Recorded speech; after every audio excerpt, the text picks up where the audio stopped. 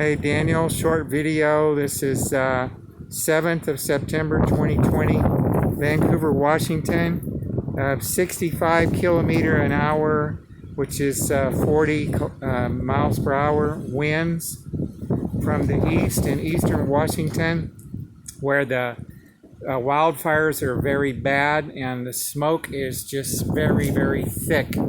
The sky was clear. We haven't had a drop of rain in a couple of months, I think, except for one morning. And it's very, very dry.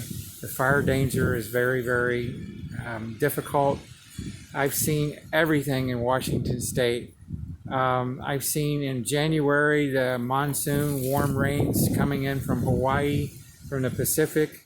And then I've seen snow as late as late into April.